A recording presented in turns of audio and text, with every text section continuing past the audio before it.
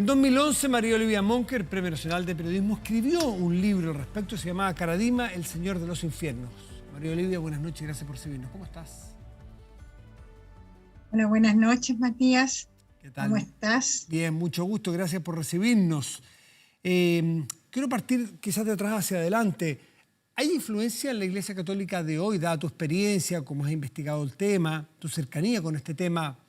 ¿Hay influencia, todavía hay rastros, trazos de Caradima y de ese mundo en la Iglesia chilena hoy? Fíjate que lamentablemente, por lo que uno sabe, por lo que sigue las pistas, va conversando con otra gente, creo que podríamos decir que sí, que sí. Creo que ha muerto Fernando Caradima, ha muerto este hombre que yo misma he dicho en alguna oportunidad que es realmente una mente perversa, lo digo en el libro, pero creo que por todo lo que se ha visto, tal vez porque también ha sido poco enfático. Tú destacabas, claro, las frases del Papa en algún momento, pero después de mucho se produjeron esas frases del Papa Francisco. Y en Chile hubo encubrimiento. Lo han denunciado las propias víctimas principales de Caradima, las que hemos visto, las que hemos conocido, pero también de él mismo puede haber otras víctimas desconocidas, porque sabemos que en el caso de los abusos sexuales y de los abusos de poder, cuesta que la gente se dé cuenta. Entonces, y de ahí a dar la cara, a poder compartir con otro, a poder tratar de enjuiciarlo cuando incluso la propia justicia no ha funcionado en estos casos. Recién el tema de la no prescripción fue justamente a raíz de este caso que se pudo poner sobre la mesa y avanzar. Claro, es bueno ese punto, María Olivia, porque después del que supimos del caso Caradima y donde él sí, más bien él no enfrentó a la justicia porque estaban prescritos, se dictaminó en Chile la ley que impide que los delitos de esta índole sean prescriptibles. Claro, pero es de ahí en adelante, no hacia atrás, por lo tanto Caradima no entra en esa ley. No, y es lo que a mucha gente, ¿no es cierto?, le provoca una rebeldía, le provoca rabia. Lo hemos visto en redes sociales, pero también en conversaciones. ¿Cómo puede ser que un señor que hizo las cosas que hizo, y que es así, fueron finalmente comprobadas por el propio Vaticano, al final tenga una muerte, a lo mejor por enfermedad, pero en cierto sentido sin haber tenido una aplicación de alguna sanción que significara algo más para él? Además, que hay en el caso de Caradima una cuestión muy fuerte y que se da también se dan personajes que han sido violadores de derechos humanos. Y mira, yo lo encuentro comparable a un Pinochet, que no piden perdón, no reconocen. De verdad, esa cuestión es muy fuerte, muy fuerte.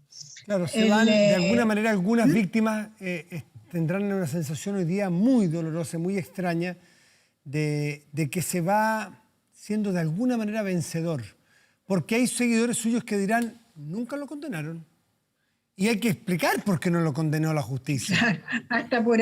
Claro, hasta eso puede pasar. Te fijas que piensas tú que antes de estas denuncias públicas del año 2010 de Juan Carlos Cruz, de James Hamilton, de José Andrés Murillo y Fernando Bacci, que fueron los que dieron la cara en su minuto, justamente en Televisión Nacional, en ese programa de Informe Especial, pero antes de eso, oye, se hablaba del santito. Lo que uno supo investigando era que hasta era tan poderoso que hasta hablaban de canonizarlo, más o menos, iba a ser otro santo chileno. Este cura que era un productor de vocaciones sacerdotales. Bueno, ahí hay un punto interesante, porque cuando uno escuchaba hablar de este señor Caradima mucho antes, que había muchas críticas, antes de saber la ferocidad de lo que había detrás. Uno podía escuchar y decían, es que produce tantas vocaciones, un tema numérico casi, Casi como Claro, compitamos, claro. pero lo cualitativo donde estaba, había poca... Y también supimos después, ya sea tu libro, ya sea la investigación que se hizo aquí en Informe Especial, lo que fuere, en que muchas autoridades de la Iglesia chilena sí habían sido advertidos de lo que estaba pasando, pero parece que muchos Sí, preferían la cantidad de vocaciones que qué es lo que estaba así, pasando allí dentro.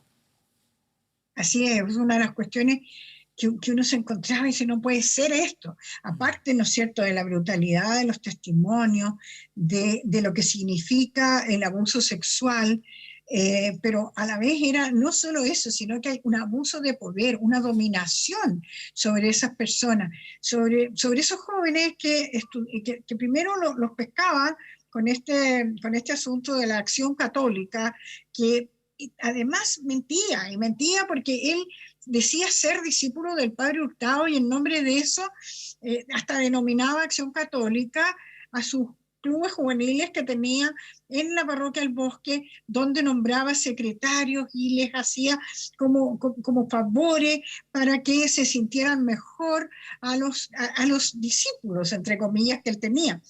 Y de ahí fue forjando gente, yo creo que con una formación religiosa bastante complicado, porque en cierto modo incluso se ha demostrado que en algunos casos hasta hubo imitadores de sus conductas. Por otro lado, se vivía allí en cierto modo como en una secta, en que también se hacían como normales ciertas cosas, se hacían normales los toqueteos, se hacían normales esos besos, hablaban de los besos cuneteados, unas cuestiones de verdad que aparecen y que fueron apareciendo y que uno dice, ¿cómo que nada de eso se supo oportunamente en todo el tiempo que estuvo él de Claro. párroco del Bosque, en que estuvo él a cargo de esta pía unión sacerdotal que inventó él mismo, ¿no?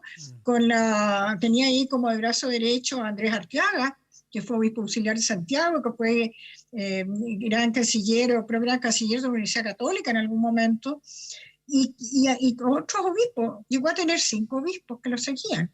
Entonces, tenía mucho poder dentro de la Iglesia Católica y con contacto increíble. Pues Pero además del poder de el nombrar, abogado, además el el poder de abogado, nombrar gente, hay un poder que es el poder del abuso psicológico, que quizás es más poderoso. Cuando Eugenio de la Fuente, una de sus víctimas de abuso psicológico, decía sí, que cuando a él le hacían toqueteos, él se sentía mal consigo mismo de por qué dudaba de Caradima y porque a él le chocaba que le hicieran esto. Y después él ¿por qué soy tan perverso de mente yo que me llama la atención de lo que me hace Caradima? O sea, una tergiversación total total, de la total. mente, ¿no es cierto?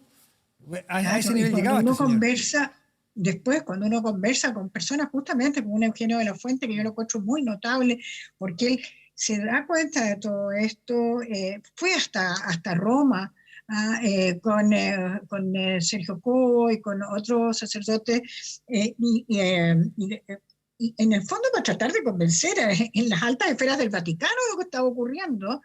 Ah, y, pero después igual él se ha dado cuenta que las jerarquías de la iglesia estaban funcionando tan mal, no solo acá no solo acá en Chile, La podredumbre y, era y el- mundial.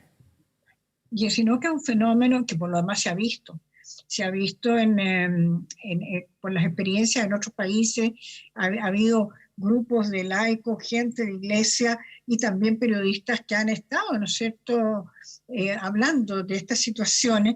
Y en el caso de Eugenio de la Fuente, en el caso de Sergio Cobo, en el caso del propio de Hans Kast, dejaron de ser sacerdotes, fíjate tú. Sí, no, es tremendo. Creo que es bastante notable el paso que dieron ellos allí, pero que tiene que ver con ese reconocimiento de cómo de haber visto estas cosas tan anómalas, tan María Emilia, brutales. en tu libro que para no dejarlo amplio, es grande, una investigación bien profunda, que me gustaría para terminar que nos mencionaras los orígenes de estos jóvenes y a veces casi niños abusados. ¿Cómo los capturaba? Porque es bueno estar atento, porque Caradimas en otros ámbitos va a haber siempre, lamentablemente, en la vida. Entonces, ¿cómo capturaba a estos niños? ¿En qué condición capturaba a estos jóvenes para convertirlos en sus víctimas? Mira, en el caso de él se hacía rodear mucho. Había dos condiciones que uno las ve en todos los que concurrían más al bosque y en los que fueron estas personas tanto abusadas en términos sexuales, como estábamos hablando, como en términos de conciencia, en muchos de los casos. Se hacía rodear de gente acomodada, ¿no es cierto?, de gente de familias que él se vestía con esto también y le significaba poder influir, pero a la vez elegía muchos de ellos en personas que la veía más vulnerable en el sentido que habían pasado por algunos problemas familiares, podía ser una separación de los padres, Quiebres, claro. otro tipo de situaciones complicadas, y él asumía el rol del padre muchas veces. O sea, y eso no solo ocurre en este caso, eso es típico de los abusadores de conciencia. Y ahí hay una cuestión, Matías, que nosotros cuando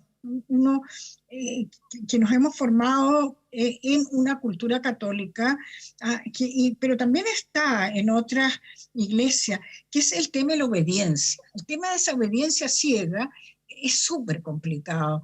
Y también el que estos abusadores, como este caso del gran abusador Caradima, que actúan en nombre de Dios. Entonces, al actuar en nombre de este Dios, de este ser supremo, están poniéndole toda la fuerza que eso implica en su actuar. Entonces, resulta que la persona a la que están sometiendo no se cuestiona muchas veces. Entonces, es complejo el paso para tomar esa mirada, si se pudiera decir, de ir abriendo los ojos o esa mirada crítica, sobre todo en un joven. María Olivia Monker, Premio Nacional de Periodismo, autora de este libro que me imagino que todavía estará en librerías, que vale la pena, Sí. vale mucho la pena, además que es muy bien escrito, muy entretenido. Caradima, el Señor de los Infiernos. María Olivia, como siempre, muchas gracias por recibirnos, que estés muy bien. Bueno, hasta luego, Matías, que Chao, estés buenas bien. noches. Cuídate. Igualmente.